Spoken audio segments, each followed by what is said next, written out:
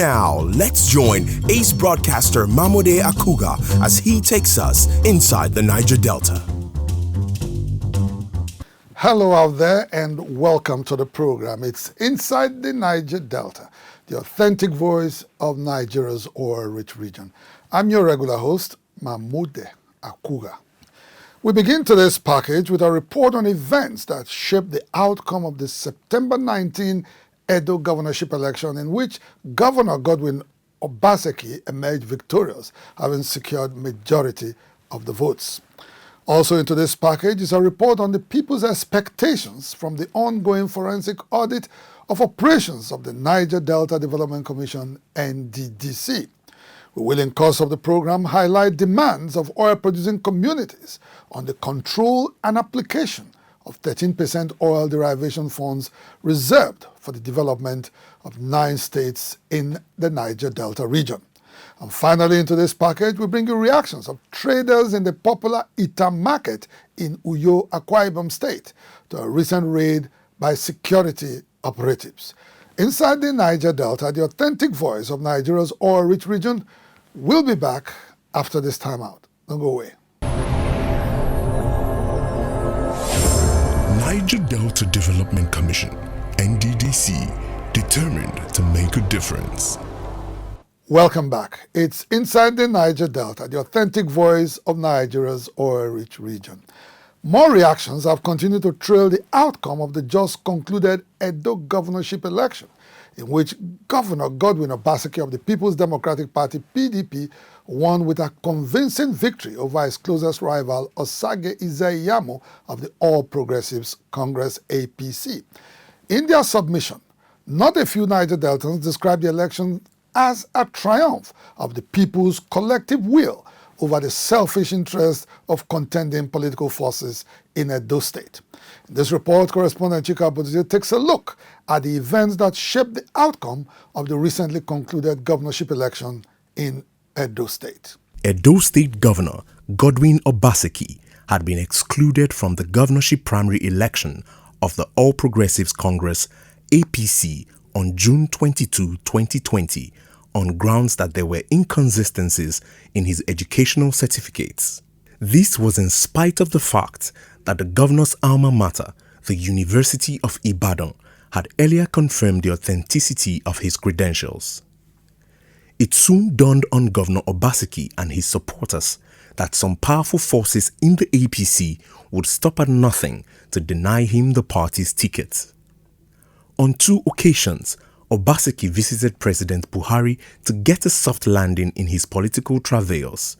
Unfortunately, all attempts by the embattled governor to enforce his right to seek re-election on the party's platform were unsuccessful.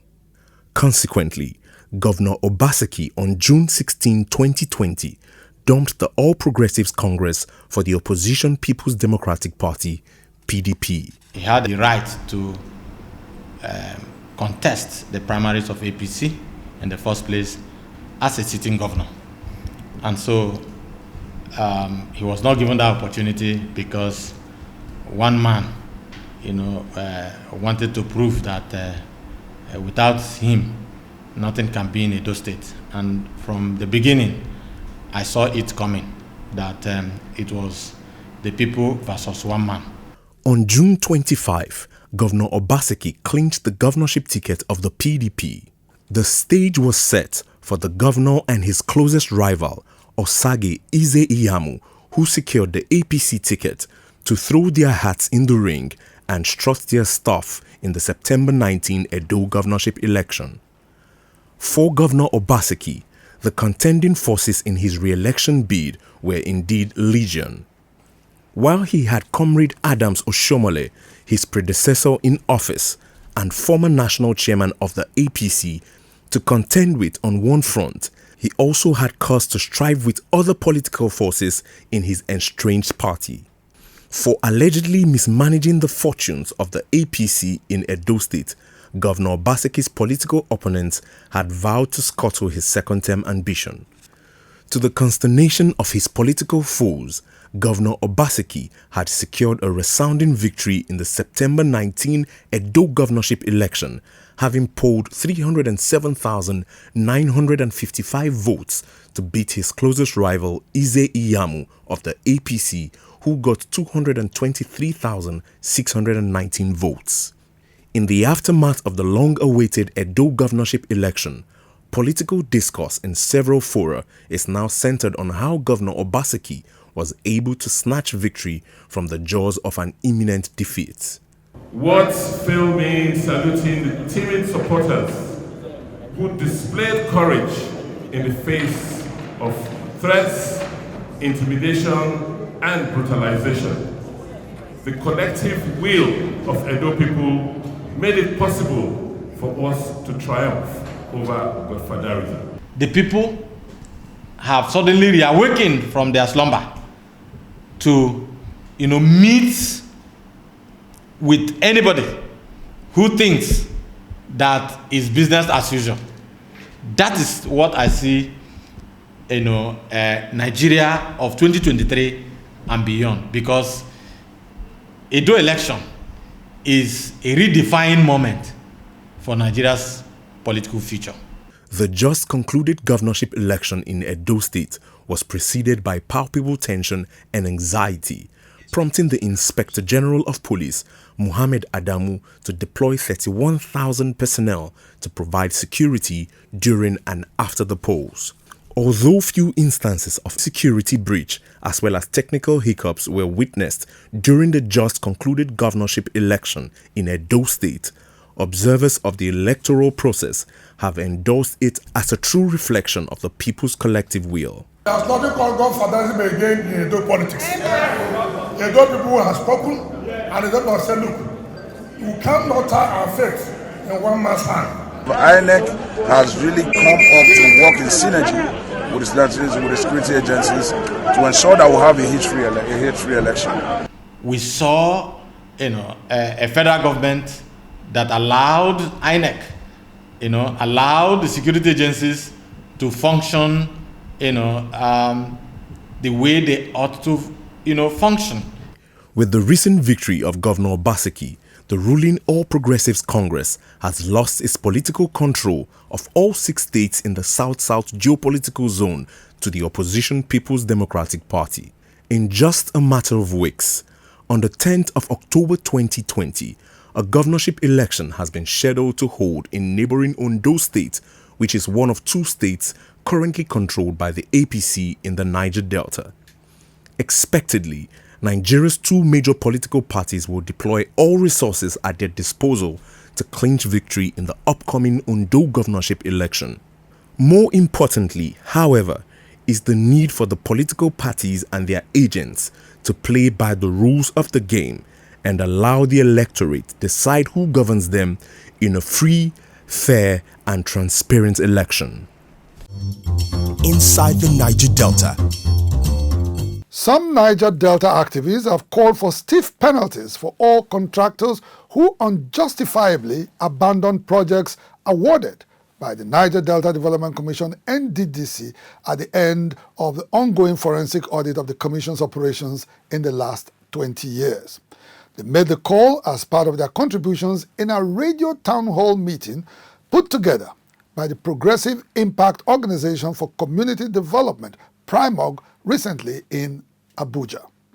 The Progressive Impact Organization for Community Development, a civil society group in the vanguard of campaign for good governance in Nigeria, recently sponsored a radio town hall meeting that focused on abandoned projects awarded by the NDDC over the years. The town hall meeting, which was aired on Ray Power 100 FM Abuja, featured several participants who aired their views on the state of abandoned projects through phone calls. For their part, lead participants at the radio town hall meeting insisted that at the end of the ongoing forensic audit of NDDC operations, all the 14 contractors and their collaborators be brought to book. Not prosecuting them will amount to a disservice to the people of the region and to the nation, and also to the anti-corruption fight of the present administration. I say so because if you look down history from 1961 till date, from the NDDB to NDDC, you would agree with me that the NDDC has had the highest volume of support from the federal government of Nigeria. The people of the region deserve to know what has been done over these years with this huge volume of funds. Okay. Slapping anybody on the wrist or patting anybody on the back will not be doing justice. Complete it will amount to a great disservice to the people. They should be prosecuted. Then also, the community need to take ownership as well. But there are some briefcase contractors. There are some contractors who are legislators, who are contractors, who just go there, come for the fanfare of it, after which they disappear. You will not see them again. From its inception to 2019, the NDDC had received not less than 5 trillion naira in statutory funding by the federal government and oil companies operating in the Niger Delta. In spite of the substantial funds at its disposal, the NDDC had been unable to transform the region, which is currently littered with about 12,000 abandoned projects it awarded over the years. We shouldn't wait for the end of the forensic audit before we begin to look back at the 20 years of the NDDC and now begin to arrest those public officials who did not bring to the attention of government such kind of neglect of contracts that have been awarded. So what we have become the enemies of ourselves in the Niger Delta. The government must move swiftly to calling those officials of the NDDC in the last 20 years to begin to write their reports so that we can know what is going on. We have to have a community approach. The communities have to take ownership of projects that are cited in their environment. If, for instance, let's say a project that is cited in the community, if the people of that community take ownership, they can call back the contractors. In Akugha and within the state, being littered with NDDC abandoned projects. That some of them have been abandoned for more than 12 years. I know the level of abandoned project in Akwa State is massive. Enormous. At the instance of state governors and several other groups in the Niger Delta, President Muhammadu Buhari ordered a forensic audit of NDDC operations from its inception in 2001 to August 2019. Owing to the significance of NDDC to their quest for even and rapid development in the Niger Delta, most Niger Deltans have endorsed the ongoing forensic audit of its operations in the hope that it will uncover sharp practices in the system and retool the Commission's processes for better service delivery to largely backward communities in Nigeria's oil-rich region. Inside the Niger Delta, Heritage Bank. Service, performance, respect, integrity, innovation, tenacity, excellence. Heritage Bank, your timeless wealth partner. Looking for irresistible luxury? Welcome to Oak Haven Hotel, located at the heart of GRA Port Harcourt, River State. With a wide array of luxury rooms to offer you exquisite comfort to the VIP lounge with wireless internet services and a fully packed bar, Oak Haven Hotel also has a dazzling swimming pool, a chill-out area, and a massage and wellness spa. For your meetings and events, our conference hall and restaurant Victoria will exceed your expectations. Oak Haven Hotel, comfort you can't afford to miss. Get to know the future. The future is ITEO. For the upteenth time, oil-producing communities in the Niger Delta have blamed the state of underdevelopment in the region on misappropriation of 13% oil derivation funds by state governments. Chairman of Host Communities of Nigeria Producing Oil and Gas, HOSCON, Dr. Mike Emo, who came up with this position during a recent visit to the Senior Special Assistant to the President on Niger Delta Matters, Senator Eta Enang, insists that oil mineral producing areas development commissions be established in all 9 states of the Niger Delta. to manage the oil derivation funds for the rapid development of oil-producing communities. Following several years of agitation, people of the Niger Delta region successfully moved the Oil Derivation Fund from 1.5% to 3% and eventually 13%. The 13% Oil Derivation Fund, which became effective during the administration of President Olusegun Obasanjo, was meant to help drive rapid human and infrastructural development as well as address environmental challenges of oil-producing communities. However, 20 years after and over 20 trillion naira in derivation fund payments, the Niger Delta states still lack concrete development. Chairman of Host Communities of Nigeria Producing Oil and Gas, HOSCON, Dr. Mike Emo, said it was now time for the federal government to take another look at the law, as paying the oil derivation fund to state governments was against the law. On the issue of 13% derivation, we discover that it is an error that 13% derivation is given its channel from the federal government to the state government to the local government, and that is against the law. We are saying that 30% derivation is for the host community where the oil is being derived from, not government issue, and that's what the Constitution says. While receiving HOSCON representatives in his office in Abuja, Senior Special Assistant to the President on Niger Delta Affairs, Senator Ita Enang, insisted that the allocation of the 13% derivation fund to Niger Delta governors was fueling underdevelopment, bitterness and rancor in oil-producing communities in the Niger Delta. It will be inappropriate for the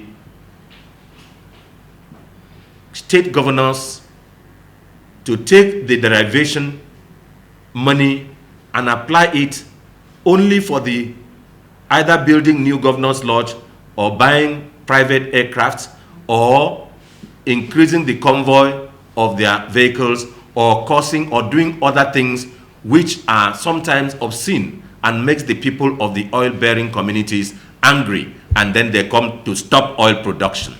Senator Ita Enang joined HOSCON in advocating for the derivation funds to be paid to oil-producing communities through special purpose vehicles like the State Oil Producing Areas Development Commission. In 2012, Engineer Elias Mbam was the chairman of the Revenue Mobilization, Allocation and Fiscal Commission, and he is back on that seat as the chairman of Revenue Mobilization, Allocation and Fiscal Commission. He's now the chairman again. And he had, in 2012, said that 13% oil derivation belongs to host communities, which means that they have examined this factor and concluded that there is misapplication and misdirection of the money.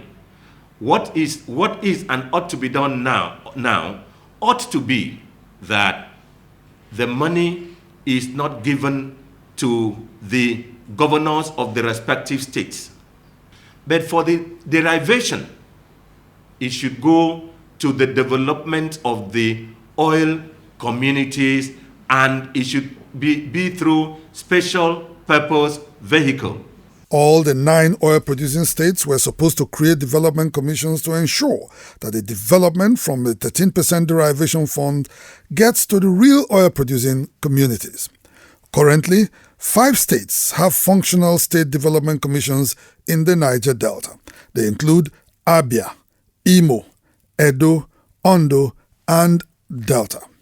Major oil-producing states of Bayelsa, Rivers, and Akwa Ibom have curiously refused to set up their own development commission. Any governor that failed to give to the host community, e.g. Akwa Ibom State, Rivers State, Bayelsa State, if they are angry, then they will face the wrath of we, the parents, and the wrath of God. They just need to love what we are doing, give what belongs to host community to host community. While some Niger Deltans believe that the state development commissions would help bring proper development to the oil-producing areas, former governor of Delta State, Dr. Emmanuel Udwaga, who had operated the Delta State Oil-Producing Areas Development Commission, the SOPADEC, says the development commissions should actually be created and operated along ethnic lines for true development to get to the oil-producing communities. We should have an ethnic unit of the SOPADEC. So Isoko would have had their own, Ijo would have had their own, Ishekri would have had their own, Urobo would have had their own, Ndokwa. So as the monies come, depending on your quantum of production, which we know, you give them to the various ethnic groups. They have their own management team, you know. So that was how we wanted to break the SOPADEC. And I took the law to the House.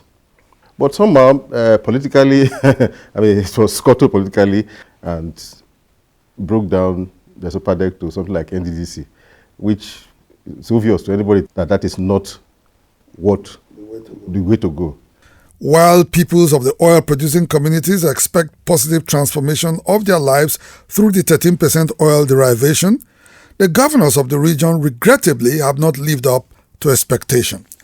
According to Honorable Farah Dagogo, member, House of Representatives representing Degema, Bonny Federal Constituency of Rivers State, the governors of the Niger Delta states see the 13% derivation fund as free money to spend on whatever pleases them instead of spending it on oil-producing communities. As the long-suffering peoples of the Niger Delta continue to hope for a change in their situation, it will be worthwhile to begin to interrogate the usage of the 13% derivation fund by governors of the Niger Delta states, as well as a review of the law on derivation to fashion new ways of ensuring that the fund is actually used for the development of oil-producing communities. Inside the Niger Delta, Belema Oil Producing Limited, oil production and exploration company. Belema Oil, truly indigenous, world-class brand. Azikel Group, oil and gas, dredging, power and air transportation. Azikel Group, petroleum product sufficiency, energy sustainability and infrastructure development.